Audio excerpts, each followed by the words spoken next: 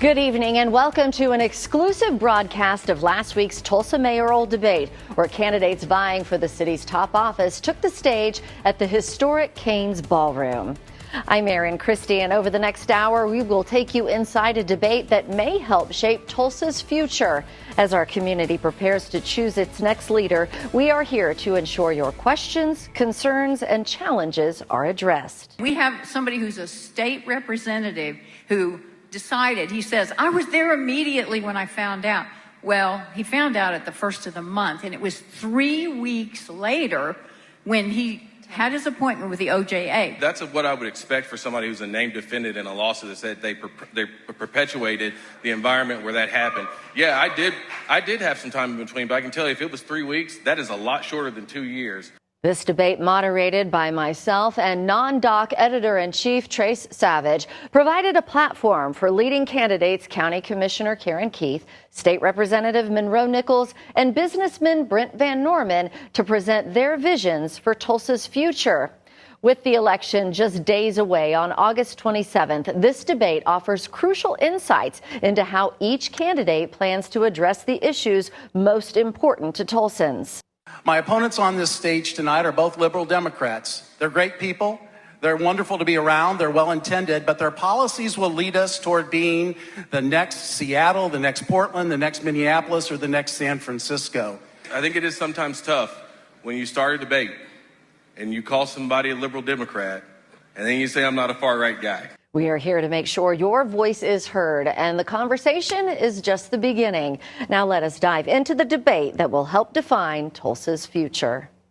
Hello and welcome to the Tulsa Two-Step, a debate between top candidates who want to be the next mayor of Tulsa. My name is Trace Savage. I'm the editor-in-chief of NonDoc.com, an independent journalism publication based here in Oklahoma. I'm here at Cain's Ballroom to moderate this debate with Erin Christie of 2 News Oklahoma. Thank you, Trace. So excited to be here at the historic Cain's Ballroom with Tulsa's top mayoral candidates. According to recent polling, County Commissioner Karen Keith, State Representative Monroe Nichols, and businessman Brent Van Norman.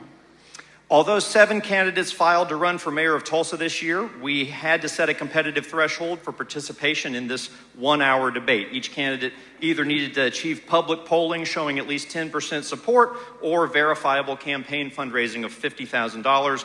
While candidates Casey Bradford, John Jolly, Caleb Hoosier, and Paul Tay did not prove those marks by last week's deadline, I have offered them an opportunity to answer a series of questions in writing that will be published on nondoc.com between now and the August 27th election. If no candidate receives more than 50% of the vote August 27th, the Tulsa mayoral race will head to a November runoff. The same electoral schedule applies to Tulsa's 9 city council seats. Make sure you're voting. Erin, we've got to thank our other partner who cares about voting tonight at the debate. The Tulsa Regional Chamber is making this possible. I truly appreciate your value of public debates for this community. Thank you so much.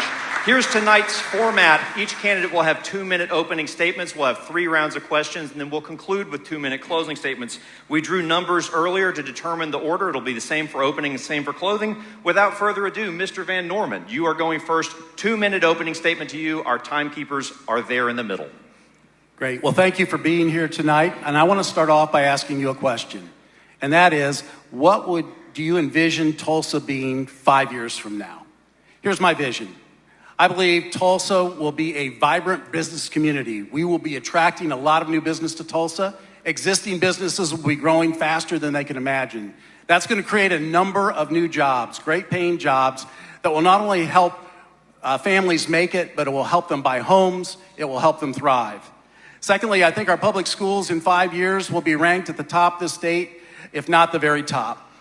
Third, I think our streets will be free of debris, and our sidewalks will be free of debris, and the streets will no longer be the enemy to your tires.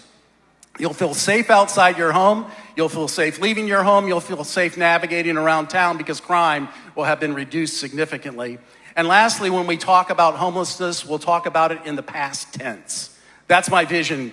It's a big vision, and I believe it's going to require a pro-business conservative leader. My opponents on this stage tonight are both liberal Democrats. They're great people. They're wonderful to be around. They're well-intended, but their policies will lead us toward being the next Seattle, the next Portland, the next Minneapolis, or the next San Francisco. I'm different from that.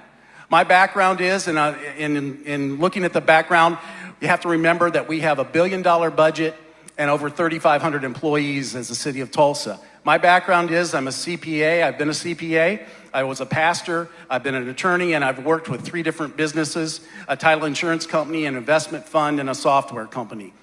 And so the question comes, is it better to have a business person or a politician leading Tulsa into the future? I believe we can be that shining city on a hill. I commit to that, and that will be the focus of my campaign, and that will be the focus of me being mayor. Thank you. Thank you very much. Commissioner Keith, let's hold those applauses if we can. Commissioner Keith, 2 minutes to you, opening statement. First of all, thank you all so much for being here, because you know what that tells me is you love this city as much as I do. Now, I want to talk about where I come from, 26 years in broadcast. And then I went to work for Mayor Bill LaFortune because I was scared to death of what our downtown looked like. It was absolutely dead. And I went there and begged for a job so I could work on what would become Vision 2025. It was successful. We got the BOK Center, and we got a housing fund that would convert these old apartment buildings into actually convert the business buildings into amazing apartment buildings. And now we have all these people living downtown. It was absolutely transformative. After that, I went to work as a county commissioner for 16 years, and I have loved this job. And I'm proud of the work we've done to build the levees. And in cooperation with the Chamber, the One Voice program, we were able to secure $137 million in federal funds, and then this spring, again with their help, another $50 million from the state. Worked on the Gilcrease Expressway. That was a statewide project. It included federal funds as well. We called it All the Colors of Money, and now it's a beautiful facility. And then I worked to do an industrial park. It's in a very challenged census tract up near the Turnpike toll gate. And I'm very proud that it is full and it's just absolutely thriving. And I've done all this work because I work across party lines. If you're partisan, it's very hard to get this work done. So my vision is safe neighborhoods, well-maintained streets, and affordable housing, because no one should call our streets home. I'm really proud to have the endorsements of the FOP and our firefighters. And I am ready on day one to lead. Thank you. Thank you very much, Commissioner. Representative Nichols, 2 minutes, opening statement to you. Thank you, and thank you everybody for being here. I want to first just thank my mother, Ramona Curtis, and my son, Gavin Nichols, for being here this evening. Really appreciate y'all being here. And I want to point them out because for us, this is a little bit of the family business, public service. And as such, for a year, I've been running for mayor here in Tulsa. And from the very start, I've talked about 4 priorities that I think are critical to Tulsa's future. 1 is ending homelessness as we know it. 2 is working every day to redefine the mayor's role in education to improve student outcomes. 3, expanding our local economy by strengthening our workforce. And 4, making this the safest big city in the country. And every single day, we've talked about just doing just that. We haven't talked about things that might happen or things that could happen. We've talked about things that we're going to make happen, and we're going to make sure that we're accountable in getting it done. What I believe that Tulsa has more potential than any other community in the country. I also know that potential will never be reached unless we dispose of some of these challenges that are nipping at our heels. These are stubborn challenges. I respect them. It's not easy, but I ain't afraid of them either. And I'm ready to serve as mayor of this city. It's built on 8 years in the legislature. It's built on my time in the mayor's office. It's built on my time at one of our sponsors here tonight at the Tulsa Regional Chamber. I have the experience, the broad experience to do this job. I have a plan and a vision, unlike my opponents, on what and how we're going to move Tulsa forward. And at the end of the day, we talk about endorsements. I've been endorsed by a former mayor. I've been endorsed by 2 former governors. I've been endorsed by teachers. The people who have done jobs and jobs like this, the people who are depending on somebody to be their fighter in the mayor's office, guess who they endorsed? They've endorsed me. And it's not because they've known me the longest, but because they know that I'm committed to getting the job done for Tulsa. Thank you very much, Representative. We're going to go to our first round of questions tonight. We're on the clock. It's titled The Center of Your Universe, and we're going to ask you questions about this job you're seeking. We will each have a minute to answer each question. We'll rotate who answers first. We'll start alphabetically. Commissioner Keith, I have a question for you. You are running to succeed Mayor G.T. Bynum. What from his legacy in office will you try to carry forward, and what would you like to see done differently? Well, I definitely have different ideas about how I would like to do things, but I'm also very proud of how he navigated us through some very difficult times. We stood side by side during the flood in 2019, and then during issues with COVID. We tried to navigate that the best that we could, but he was a good leader for us during that time period. I love how he has made this a welcoming city. And for folks who say it's a sanctuary city, it is not a sanctuary city. A welcoming city means that we embrace those who are here, we work with them, and we uplift them. And I want to continue those policies and then work on some new things that will help lift our city. And also, I want to engage with all of you for your vision. What is next for Tulsa? We'll work on that together. Representative Nichols, same question to you. What from Mayor Bynum's legacy would you try to carry forward, and what specifically would you like to see done differently? 60 seconds. Thank you. You know, the one thing I'll say, outside of any policy area, that I appreciate most about the mayor is he's done all these things over the years, and it's hard serving in office. It's hard serving in office, particularly as a dad. And so I appreciate him always making sure that he's taking care of the things with his family and those types of things. I understand, you know, raising Gavin, how tough that can be, and I appreciate that, and that's something that I'll always remember fondly about GT's time in office and the example he set navigating some challenging times as a parent. I will say the thing that I would do differently. We have something called the Tulsa Equality Indicators, and I thank Mayor Bynum for taking leadership and making sure that Tulsa's tracking where we are. But it's time we stop admiring those problems and do something about it, and that's the reason why the plan that I have right here for my plan as mayor is all dependent on not just looking at those numbers, but making sure we're doing things every day to change them. Thank you very much. Mr. Van Norman, 60 seconds to you, same question. What from Mayor Bynum's legacy will you carry forward? What do you want to do differently? Well, I appreciate the fact that he has tried to work to bring people together. I think the Beyond Apology group and their report, it will lead us forward, and I'm thankful for that, and I'm thankful for the leadership that he took in that. I would go 180 degrees on the welcoming city issue because I believe it's one step toward a sanctuary city. We live in a constitutional republic. There's something called the rule of law, and we have to follow the law. And my understanding of a welcoming city is that we're picking and choosing laws to follow. There's a democratic process. If you want to change the law, you can change the law. But to say we're going to ignore the law is a very dangerous precedent to set, and so I would certainly not want to continue down that path. Thank you very much. Aaron, you have the next. Let's hold those applause really quick. We were on a time crunch. Aaron, you have the next question. We're going to move on to the next question, and this is for Representative Nichols. First, for this question, I want you to answer two things.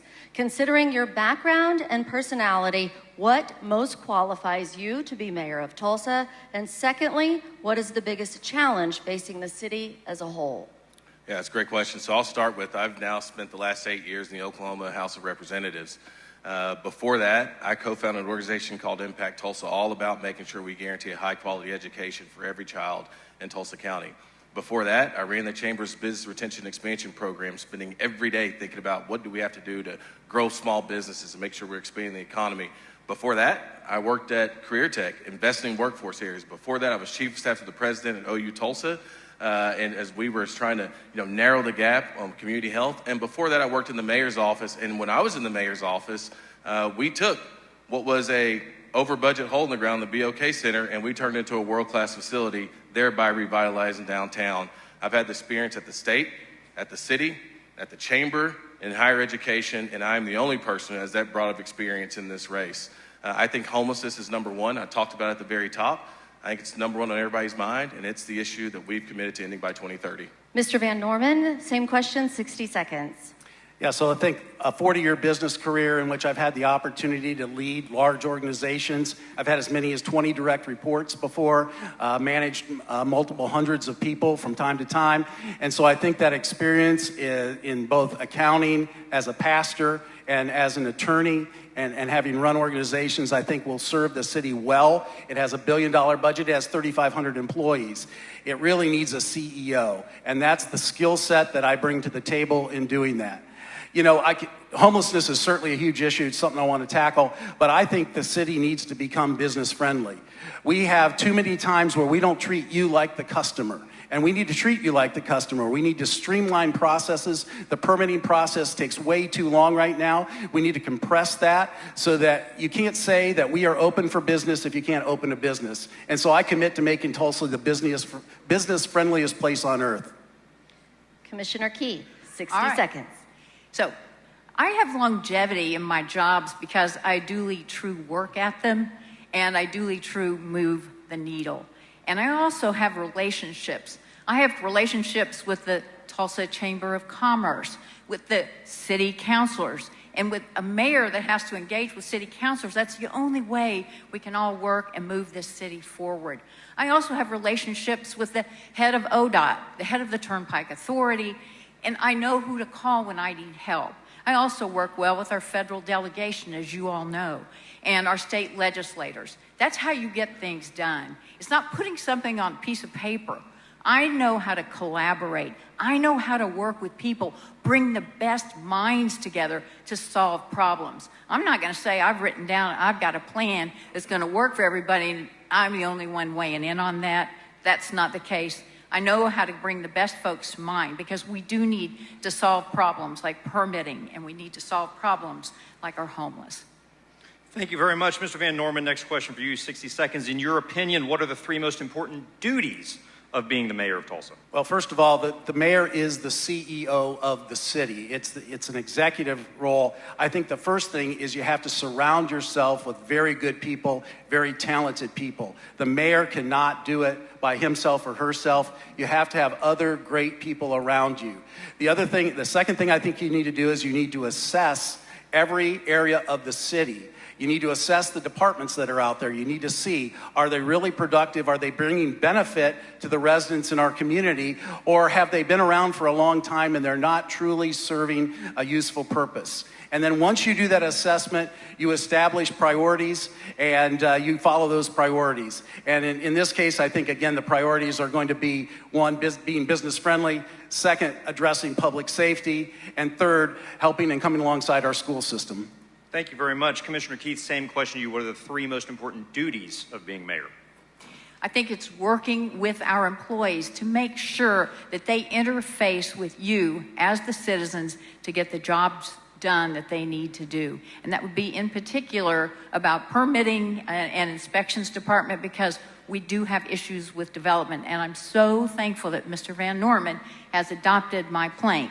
So I am. I will also be working to build a very positive workforce. And sometimes it takes training to turn the ship. So I will be heavily involved in that as well, and also in community engagement. As the CEO of a city, you've got to engage with the community, and that means also listening to your city councilors. They are the boots on the ground, and they will help decide what we need to do to get things done. Thank you very much. We borrow these podiums from OSU, so let's not break them. Yeah. Representative Nichols, 60 seconds to you. Yeah, no, I'd agree. The #1 job of the mayor is CEO of an organization of almost 3,000 employees and making sure that building works well. You can't meet any of the goals that I talked about at the top of this debate without that organization being a well-oiled machine. I think also you got to be a strong ambassador for this community and talk about not only the bad things that are happening, but the great things that are happening, and making sure that those great things are true for everybody that lives here. And I think that's an important role for a mayor. And 3rd, I think you got to be a defender of your community. When somebody picks on your public schools, when somebody calls teachers terrorists, you defend your community and you don't make any apologies about it. And so I think CEO, ambassador, and defender is the role of a mayor, and I'm looking forward to being just that guy.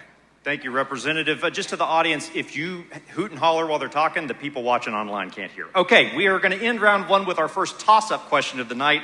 It means everybody gets 30 seconds. Whoever gets to go first, it's up to you. Aaron.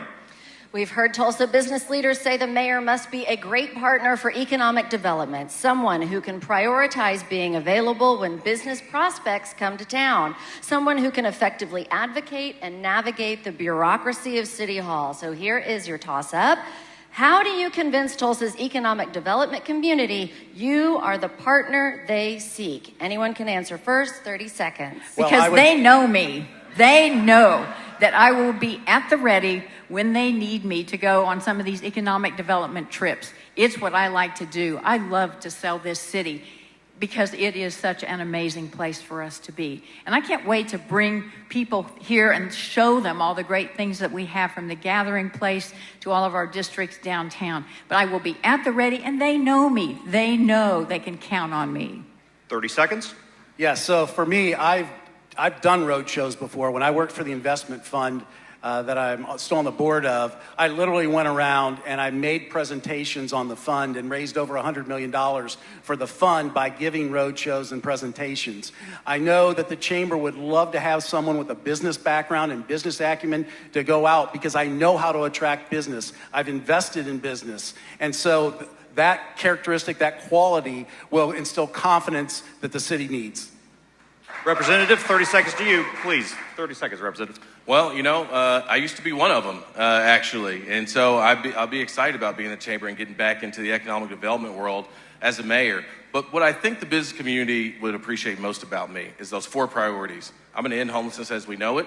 I'm going to improve student outcomes so our workforce is strong. I'm going to make this the safest big city in the country. I'm going to make sure the economic development community in this city has something to sell for every business looking for a home, no matter where in the country they are today. That's the end of round 1. Now give them all a round of applause. Hoot and holler for your heart's delight.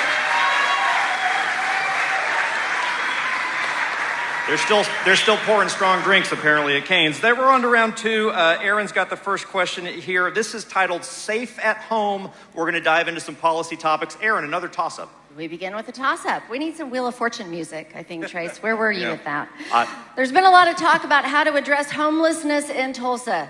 Trace and I hear from citizens who say all that talk hasn't brought up enough action. A recent poll found homelessness to be the top issue concerning Tulsans. So your toss-up is, what is the first action you would take as mayor on the topic of homelessness? You have 30 seconds to answer. Who wants to go first? I'm happy to. Well, first of all, homelessness is not primarily a housing issue. It is a drug addiction issue, and it is a mental health issue. And while there is a housing component to it, people do have to have shelter or they won't show up for appointments. I was just at God Shining Light, which is a phenomenal ministry. They just bought a motel with 109 apartments. I would come alongside those. They're going to house a lot of people. They're going to give them counseling, and they're going to bring people off the streets to become productive members of our society. So Go ahead, sorry. I would be tackling the permitting and inspection issue, because our developers working in the affordable housing space cannot get these projects done in a timely manner. It costs too much money and it takes too long. So that's an important piece for us to fix so that we can get more affordable housing out of the ground. I will be working closely with our mental health providers, and I celebrate that our firefighters are working with Family and Children's Services and meeting our homeless where they are on the streets. Representative Nichols, 30 seconds to you. Great. Hey, you know, look, I already have a plan that ends homelessness by 2030. I'm excited about it, so I don't have to sit up here and try to make up stuff on the spot. But it starts with the mayor's office becoming, by appointing somebody so we become the chief convener and mobilizer of our citywide response to homelessness. It goes to us making sure we are working every day to reduce evictions, building a strong, coordinated system of mental health and substance abuse supports, and finally, rapidly increasing our affordable housing stock. We have a plan to do 2,000 units every year to 2028, so we make sure we get on top of this crisis. Thank you very much, Representative. I've got the next question for you. For the next 3 questions, we're going to go 75 seconds for each candidate to answer each question. We're going to dive a little bit more into policy. Representative, I want you to describe your understanding of North Tulsa real estate development, north of Interstate 244, let's say. Land records show frequent real estate activity in North Tulsa for a community that has experienced decades of inadequate resource development.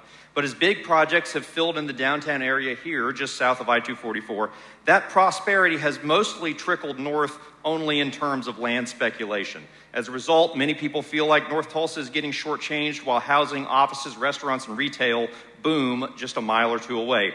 So describe North Tulsa's situation and tell us something you will do to address the vast inequalities and inequities separated by I-244. Yeah, great question. And, you know, I've now for the last 8 years in part represented portions of North Tulsa, and so this is something that is near and dear to me. And I remember when I was knocking doors in 2016, I would go and I would knock around the neighborhood, and I would notice there were some really nice, maybe kind of small houses next to some blighted properties. These properties where the titles were unclear and it was not clear about what we could do about it. You go and you call, we don't know how to do anything about it. And so in the legislature, there are a couple things that I got busy doing. First, I passed a bill to expand the affordable housing tax credit. Before I got elected, if you were in Tulsa and a developer, you were not eligible for the tax credit at that point. Secondly, we've worked every year, I've got it out of the House every single year, can't get it out, we haven't gotten it out of the Senate, a bill that would give the city new tools in rapidly taking care of and claiming the titles on those blighted properties. My plan for North Tulsa is to make sure we get that done, we start to take control of these neighborhoods to revitalize them, and we make what was once a blighted property into the cornerstone of revitalized neighborhoods, allowing us to meet our affordable housing needs, but also to close the economic gap. Most folks hold their wealth in a property, and we're going to make sure that we level the playing field should I get elected mayor. Thank you very much. Mr. Van Norman, 75 seconds to you, same question. Describe North Tulsa's situation and tell us something you will do to address the vast inequalities and inequities north of I-244. Well, I have been up to North Tulsa many times. I held a town hall up there at Timothy Baptist Church in which we brought community leaders in, and I listened to them. And I asked them this question. I said, you can have a seat at my table anytime you want, but what I want is a seat at your table. I want to listen to you. I want to hear what you have to say. I want to hear the ideas you have. North Tulsa has been the dumping ground of projects that are not wanted anywhere else, and that has to stop. It's simply unacceptable. But what we can do, there are great opportunities up there. There are things called TIF districts. There's some already in existence, but I'm for expanding those TIF districts. And real quickly, what a TIF does for you, let's say you have a property that's it's run down a bit, and maybe it's worth $50,000. You need a $50,000 loan. You get a $50,000 loan, that property is now worth $100,000. You pay off that loan by paying your taxes, because your taxes have now increased to $100,000 to a property at $100,000. That pays off the bond, and you end up with a property worth $100,000. Ultimately, the city ends up with more revenue coming in, and so I would support expanding the TIF district program, and I think that'll bring some real economic development to Tulsa North. Thank you very much. Commissioner Keith, same question to you, 75 seconds. Describe North Tulsa's situation, and what are you going to do to address the inequities and inequalities between the two areas of town? All right. There are any number of issues, some that I consider low-hanging fruit, and that is all of the dogs running wild in the streets where people are afraid to walk their neighborhoods. We have to address that. We have a lot of lights out in North Tulsa. Again, that's something we can do. It's easy, and everybody complains about that. And we need to get additional workforce. We're 130 police officers short, and we want to make sure that every single neighborhood has the coverage they need. But there is, amazing things on the horizon. For instance, the Kirkpatrick Heights plan is out there, and I can't wait to see that come to fruition. It's going to be a game changer. The Black Wall Street condos. The Comanche Park apartments are coming out of the ground, and these are going to be transformative for that area, and we all know what that looked like before. And I know of a developer who's been working in the Crutchfield area and taking house by house. He is transforming that, and we can help him do more with what he has already done by making it easier for him to get through the permitting and inspections process at our city and opening a remote site for permitting, and I plan to do those things. Thank you very much. Mr. Van Norman, I have the next question for you, 75 seconds. The Bynum administration has taken the position in multiple court cases that the city still has jurisdiction to adjudicate municipal criminal offenses such as traffic tickets. But the 2020 U.S. Supreme Court decision in McGirt v. Oklahoma means that Tulsa's boundaries are within the Muskogee and Cherokee reservations, at least for purposes of criminal jurisdiction. Stay tuned. And tribes have argued that Tulsa cannot adjudicate traffic offenses and the like against tribal citizens. You're an attorney. If you become mayor, will your administration continue to pursue criminal jurisdiction over tribal citizens in Tulsa? Yes, absolutely. To not do that is to invite chaos into the city. You can't have people, just because they have a different license plate, be able to drive differently in the city and break the law. If someone's here from Kansas and they're speeding, we expect our police to pull them over and give them a ticket. And so we have to do that same thing. There are ways that we are now cross-deputizing between the tribes and the city, and we need to continue that. Quite frankly, the tribes are not set up yet to be able to, one, they don't have enough officers to enforce the law. Secondly, their court system isn't set up yet with a robust enough system to be able to prosecute all of those. So we have to work together. Now, we do need to sit down. We need to have communication with each other. The tribal leaders need to communicate with the city, and the city needs to communicate with them. We need to have a mutual understanding. We need to have agreements in place so that there's no confusion out there on the streets. But I think if we work together, there's no reason why we can't share jurisdiction out there, and there's no reason why someone can be treated differently under the law. We all ought to be treated equally under the law. Thank you. And I just want to be clear, tickets can be written. It's the adjudication, what court, what jurisdiction we're talking about. Commissioner Keith, same question to you. If you are to become mayor, will your administration continue to pursue the criminal jurisdiction over tribal citizens in Tulsa in this manner? So I think my relationships with the nations will be helpful. We need to get on the same page. I can promise you, they don't like having all this disparate laws in place. They want us to all work well together. So that's sitting down and talking with them. We have amazing leadership in our nations, and I respect that leadership, and I want to work with them. As far as the courts are concerned, if we build a new county courthouse, or when we do, I've even talked with them about a potential tribal court, and Chief Hoskins called it a pan-tribal court. So I think there are ways that we can work together to make life better for all of the citizens and make it easier for them to navigate the legal issues that they might face. So, and of course, the cross-deputization is very important. But these are things that we can work through, absolutely sitting down at the table. I just want to ask, though, would you continue the current administration's legal position that the city of Tulsa has authority to adjudicate such offenses? Yes, I think we have the authority to do that, but I want to sit down with our chiefs, with the nations, and talk about the best path forward. And I believe that we can come to some consensus and maybe get rid of that, the legal issues. Thank you so much. Representative, same question to you. I'm not going to repeat it. I think you know it by now in the legislature. Yeah, the direct answer to the question is no. Tulsa is the largest city in the country that's all Indian reservation. And what I know from my 8 years in the legislature and the attacks against tribes over those years, what I know is tribal sovereignty can't be something you're for when it's convenient. It has to be something that you stand on all the time, and it's been settled in law already. And so that is the reason why the very first thing in this campaign I talked about co-governing with our tribal nations, and that starts with the appointment of the first ever Director of Tribal Policy and Partnerships that will have a role in the mayor's office. And yes, we're going to collaborate, and yes, we're going to get past all this, but we're not going to make it up when we get there. It's what we've been talking about since we started this campaign, not simply because I like tribes, not simply because any of that kind of stuff, but the fact is, it is the law. It is the law, and we're going to make sure we drop those lawsuits, and we're going to make sure we get on the business with building a community where the city and the tribes are on the same page with somebody in the office who's going to ensure that we always are. Aaron, you have the next question. Our next question, we begin with Commissioner Keith.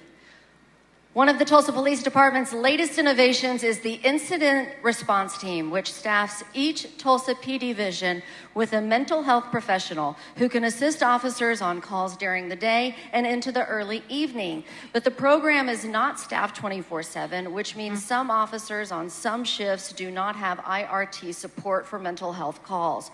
What is your understanding of this program, and do you believe the benefits outweigh what could be significant costs for a 24/7 expansion?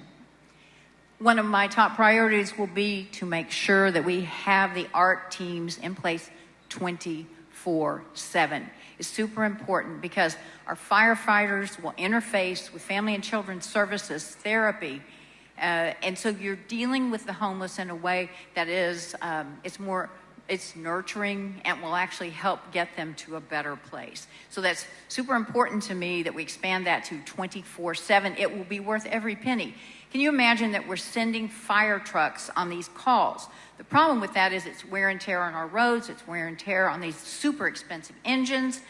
And if there is a fire and that engine is needed, it cannot leave until that issue is resolved. So I am 1,000% in favor of expanding the ART teams. It makes sense for all of us. It makes sense for those individuals experiencing homelessness, and it certainly makes sense for our firefighters. Representative Nichols, what is your understanding of the incident response team? Do you believe the benefits outweigh the cost to be 24/7?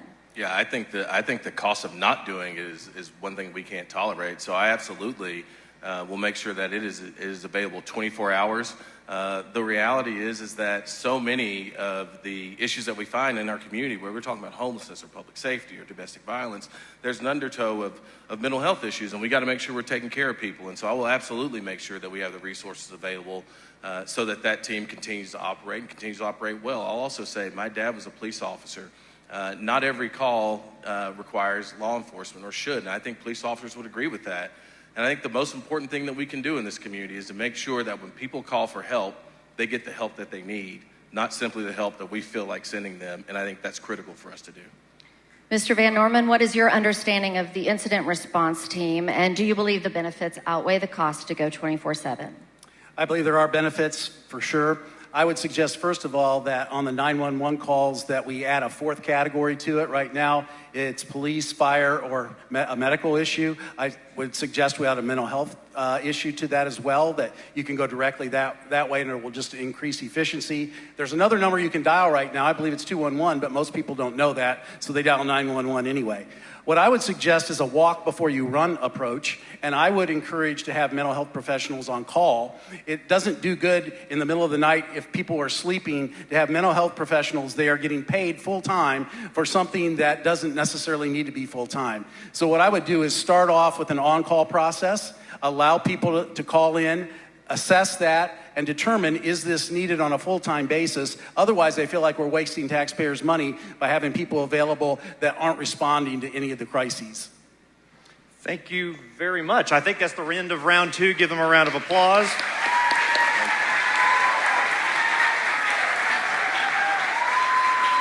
And since we're here at Cain's for round three, I decided we had to have a music pun. So our title for this round is Living on Campaign Time. And this is where we're going to ask a question tailored to each of your campaigns. The timing's a little different. You'll have 60 seconds to answer when we ask you. Then your opponents will each have 30 seconds, and we'll come back to you for a closing 30 seconds. Aaron, we switched this right before the debate. You have the next question. We're going to begin with Mr. Van Norman. My understanding is that you moved here to Oklahoma about 3 years ago. In 2013, you ran for the Virginia House of Delegates as a conservative independent whose campaign website said, marriage should be between one man and one woman.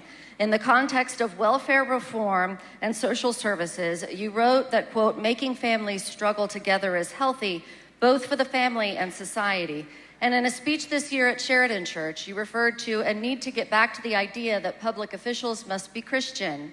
What is your response to people who think you haven't lived here long enough to lead the city, and that some of your statements may carry questionable undertones? Well, there's a lot to that question. I should get more than 60 seconds. But first of all, we first came to Tulsa in 2008 when our son came here to attend ORU. They now live in Midtown, and so we have been to the community significantly over the time. We decided to come here and retire and live the rest of our lives here because we believe in Tulsa, believe in the importance of Tulsa. With respect to my position, one, it was taken out of context on, no, I don't believe that people have to be Christians to serve in office. That would be crazy. What I do believe is that my Christian values inform who I am, and they allow me to make good decisions that are compassionate, that are loving, that are caring, and that are in the best interest of other people. And so to paint me as that far-right crazy person is just inappropriate. I'm a business person. I know what it takes to succeed in business, and I will bring those values from my Christian faith into everything I do. Commissioner Keith, as longtime residents of the city, what are your thoughts about Mr. Van Norman's recent move to Tulsa? Well, actually, I think Mr. Van Norman's had some pretty good ideas. I do think it's interesting that he came here on the Tulsa Remote program. And I'd love to hear some more about that. But I think it's very interesting. But I think he's had some good ideas. And I'm happy that he and his family love Tulsa. Representative Nichols, 30 seconds. Yeah, look, I guess it's a great indication that if you move to Tulsa very quickly, you can be a part of the decision-making tree here in this community. So that's good for him. But what I will say is, I think it is sometimes tough when you start a debate and you call somebody a liberal Democrat And then you say I'm not a far-right guy. And I'm not saying that that's what he is, but I'm saying that's why we have to be careful about that. I think more importantly than anything, whether you're new, been here forever, the most important thing is how we're going to live together in this community, and I'm glad Mr. Van Norman is here. Thank you, Monroe. Thank you, Karen. Mr. Van Norman, 30 seconds to you to respond to their responses. Sure. So if you look at Oklahoma City, they have a weak mayor and they have a city manager that's the CEO of the city. If Oklahoma City were looking for a new city manager, which would be their CEO, they wouldn't look necessarily for someone that was in the city for 25 or 30 years. They would do a nationwide search and find the best person capable of running the city. In Tulsa, the mayor is the city manager, is the CEO. So the majority of the job description is like the city manager in Oklahoma City. So why would you not pick someone that has that experience in order to run the city? Thank you very much. Commissioner Keith, I have the next question to you, 60 seconds. The Family Center for Juvenile Justice is under scrutiny surrounding alleged systemic abuse against children. Since these allegations have surfaced, you and other Tulsa County commissioners have largely said the situation caught you off guard.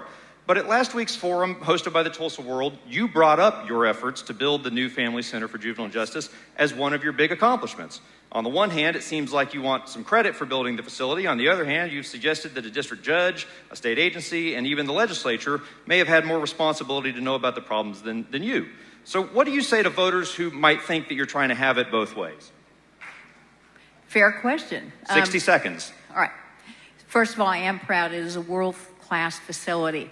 But I think you should also know that we found out about this at the same time that you did, and I am appalled and heartbroken at what is going on there because nobody has worked harder to do right by our young people in this community. And there is a lot of misinformation about what happened and what is happening in that facility. So here are some facts I want to share with you. For 50 years, the district judges have run our facility under the supervision of another state agency, the OJA. And we found out about those latest allegations at the same time that you did. And I will say this, we got a letter from the judge saying, I don't want to do this anymore. We have taken it over. And it's not something we want to do forever, but we have to do what is in the best interests of the children. OJA is in there with us every day. And just yesterday, we got a report that they are very pleased with how things are going. And one of them even said, hey, Mr. Parker's kind of cool. So that some of the kids said that. So it's a big job. There's a lot of work to do, but we are committed to doing right by these kids. Thank you very much. Representative Nichols, you have been critical about this, but you're in the legislature. What have you learned about why OJA did not step in earlier? Yeah, look, what I've talked to the director. What the director told me is they weren't quite aware of all the things that were happening. But I know they did make the commissioners aware 2 years ago. I know they made them aware about things a year after that. And what I also know is when you're mayor, you can't wake up and say something's not your job. And so at one point when it was convenient, I did it. Another point, I don't know anything about it, and now I'm able to remove the director. So I don't know which one of those things it is, but what I do know is since this started, there's not been one time any county commissioner, including Commissioner Keith, who I like very much, who has said anything compassionate about what those kids went through, told us what they were going to do about it at any point in time, and I think that is a real tragedy in this situation. Mr. Van Norman, 30 seconds to you on this topic. What are your thoughts? Let's keep this going. If you want to find the facts, I would encourage you to go out. There's a group called Appleseed that has put together a very thorough documentation. It goes back 4 years. They've done an outstanding job doing that. I think what you will find is there was knowledge a long time before the rest of us knew about it, and that this egregious situation continues. They locked up the sex offenders, but they left everybody else in place that was still there abusing those kids. I think it's egregious.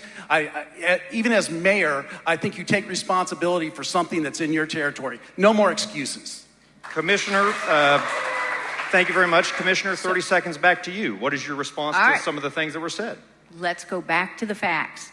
Last year, the Juvenile Center was put on probation, and OJA was in there monitoring day after day, month after month. In December, OJA said everything is good, and we are turning it back over to the Bureau. And at that point, we were relying on a state agency to say that things were good in that Bureau. A few months later, we find out the issues that they're just horrific. They are horrific if these allegations prove true. So we are doing our best. The serious individuals working on this program we're doing the hard work to try to make things right. And we have somebody who's a state representative who decided, he says, I was there immediately when I found out. Well, he found out at the first of the month, and it was 3 weeks later when he had his appointment with the OJA. But what did he do? The day before he met, he issues his manifesto, then meets with OJA before he even finds out the real facts. They gave him some ideas of things to follow up on. They never heard from him again. He just got his political talking points, and that's what he wanted. That is a Okay, lie. so I told every candidate before we got started, if there were some things that were said about them, that they get a chance to respond. I'm going to try to be very fair in my time here. Yep. 30 more seconds, and I Yep. mean 30 to you, Yeah, Representative. yeah, I got you. Yeah, I mean, that's what I would expect for somebody who's a named defendant in a lawsuit that said they perpetuated the environment where that happened. Yeah, I did have some time in between, but I can tell you if it was 3 weeks, that is a lot shorter than 2 years. And so at the end of the day, you can say whatever you want to about me coming late to the party or anything like that. The fact is, you knew that there were problems in 2022 and 2023. And now even today, there are still things coming out of that center, and you're now saying it's okay. It's not, Karen. It's not okay. It is not okay. Thank you very much, Mr. Van Norman. I want to give you 30 more seconds, maybe 20. No, I'll defer to the next You're good? question. Okay, then Commissioner, I want to come back to you. I gave him some more time. Close us out, 15 seconds. All right, I have been in the facility. I was in there Monday. OJA has been in there just about every single day, and we are getting good reports. We're moving the needle, and I look forward to getting an equilibrium back in this facility and hopefully turning it back over to the district judges and a judge who will want to do the job. Thank you very much. Aaron, you have the final question of round 3. For Representative Nichols at the Tulsa World Forum last week, you were asked to identify key accomplishments within your legislative record. You responded that people should look at all of your record. So we did take a look at your voting record this year, and we noticed you had the 3rd highest percentage of missed votes, according to Legis OK, a bill tracking company. You missed 36% of House floor votes. What do you say to voters who worry you might seek an even higher office and be absent 1/3 time as your mayor? Yeah, no, it's a great question. There's 2 things. One, I was running this campaign, but also I have a whole other job at Strive Together. And the fact is, there's a lot of times in the legislature, we have a lot of votes. There may be a day where you have 80 votes, for example. And if you miss a day on the 80-vote day, there's a lot that comes through. But what I want to make sure that people understand is when you're a state representative, unlike a county commissioner, you don't have a chief deputy to go vote for you if you're not there. And so, yes, I'm glad that accountability is there. And certainly, like many of my colleagues, we miss votes from time to time. But it's not because I'm out doing something that's fun and all that kind of stuff. I'm every day representing people, whether it be as a state representative, whether it be on the campaign trail, or whether it be in my role at Strive Together. We're working every day to put 4 million kids in this country on the road to economic mobility. Mr. Van Norman, you were a late entry into this race, so what have you had to balance while campaigning? Well, I still have a few part-time jobs as well. I'm a professor at Liberty University's online program. I have I have a client, and I'm also on the board of a public fund. So I've had to balance those things as well being out on the campaign trail. I think you do have to prioritize being there to let your voice be known and vote. I think that's probably one of the highest callings that you have as an elected official.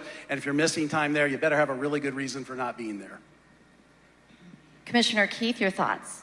Well, I've been a county commissioner and been trying to keep the wheels on for that job, as well as going out into the community and talking and listening to individuals who have had issues and what are their ideas, how do we fix it?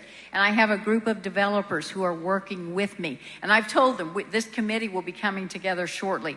I've said, look, you can bring your complaints, but you must also bring some solutions so we can work together to fix the issues that they have with permitting. So I've been very, very busy. I will admit that. But I tell you, most of it has been exhilarating because I love meeting people where they are, finding out what their issues are, and working with them to make things better.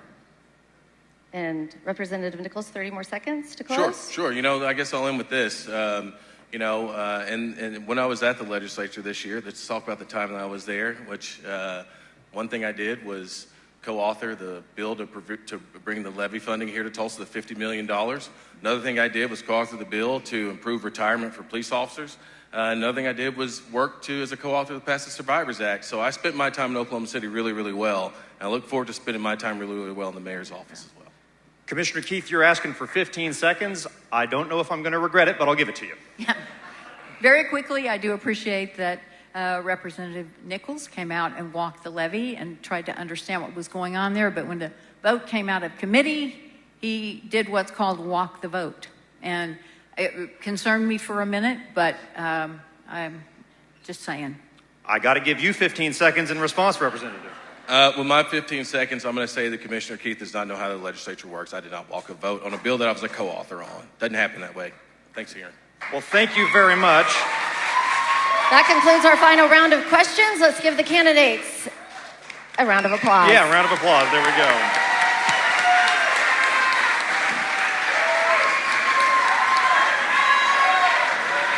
We still have closing statements. It's a good time for me to mention that our friends at the Frontier will be helping now NonDoc and KJRH with fact checks post-debate, so we'll try to find out what's going on. Closing statements, 2 minutes to each of you. Same order as before. Mr. Van Norman, 2 minutes to close for you. Well, again, thank you for being here tonight. I think you've had an opportunity to hear the vision we have for this community and the ways in which we're going to try to solve them. I would suggest that both of my opponents here believe the way to solve most of these problems is by growing government, by adding departments, by increasing costs, and what I would refer to as maybe a bloated government. My idea is much different than that. I believe in the free market system. I believe in streamlined government that serves you and doesn't smother you. A few weeks ago when I announced my campaign, my grandson, 6-year-old grandson Wolfie, asked me, "Papa, why are you running for mayor?" I said, "Buddy, it's because I want you to love growing up in Tulsa. I want you to love it so much that you decide to stay here and raise your family here." I think that's something probably all of this in this room can identify with, that we want to have a legacy in Tulsa.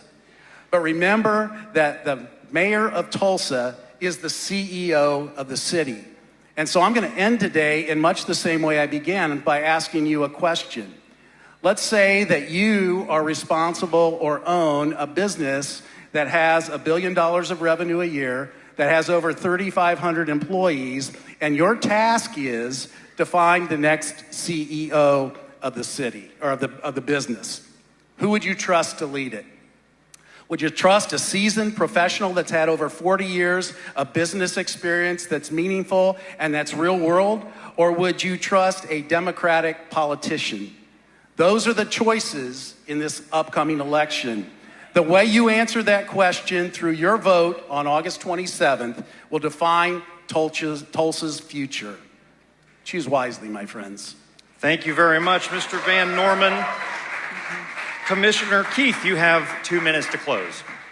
Or would you want somebody who has experience, doesn't need training wheels to find her way around? I will tell you this, I am so proud to call Tulsa home. And I have the experience to hit the ground running.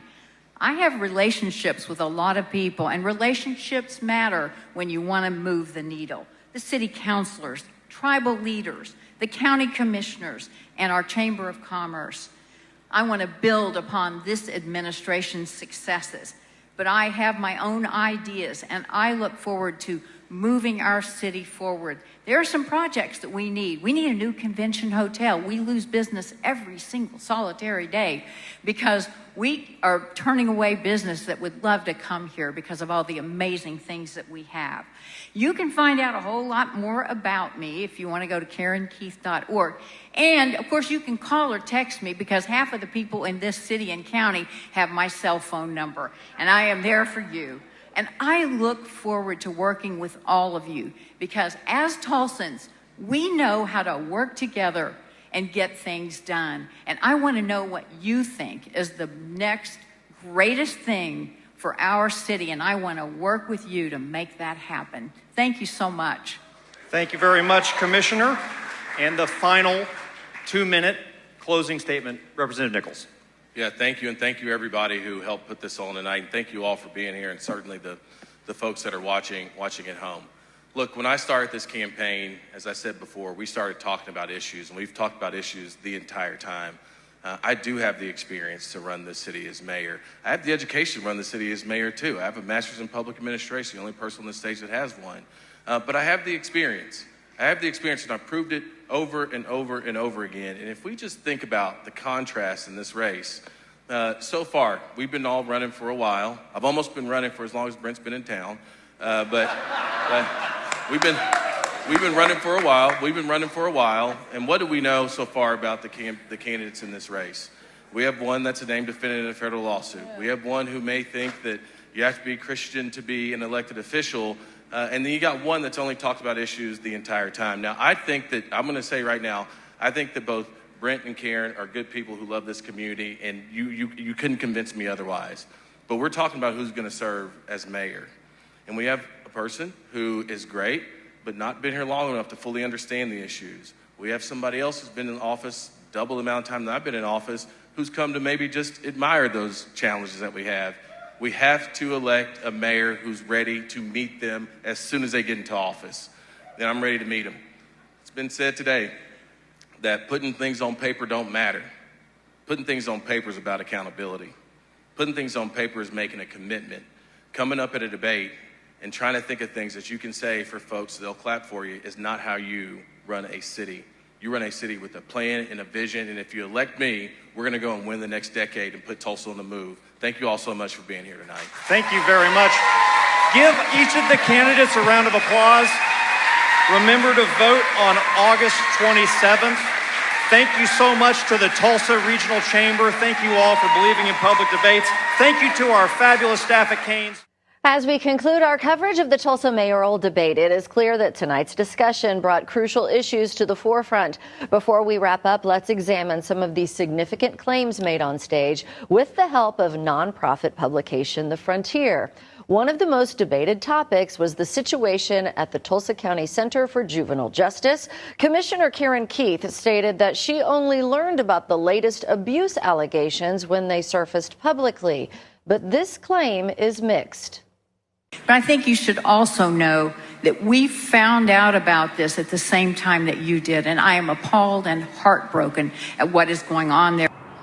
While it is true Keith was not aware of the sexual abuse allegations until May, records show she was informed of other serious issues at the facility as early as 2022, including unnecessary confinement and failure to report. Though the facility was placed on probation, Keith believed conditions had improved by December. This raises questions about the extent of oversight and communication within the county government. Representative Monroe Nichols also found himself under scrutiny. He claimed to have co-authored a bill that directed $50 million toward upgrading the Arkansas River levees. This is true. However, Nichols was criticized for missing the vote on the bill. I do appreciate that Representative Nichols came out and walked the levee and tried to understand what was going on there. But when the vote came out of committee, he did what's called walk the vote. And it concerned me for a minute, but I'm just saying. Nichols defended his absence by citing a work meeting. Records show he participated in other votes the same day, casting doubt on his explanation. This detail complicates the importance of transparency and accountability in leadership. Another contentious claim came from Brent Van Norman, who expressed concern that Tulsa's welcoming city designation could lead to selective enforcement of laws, suggesting it could steer Tulsa toward becoming a sanctuary city.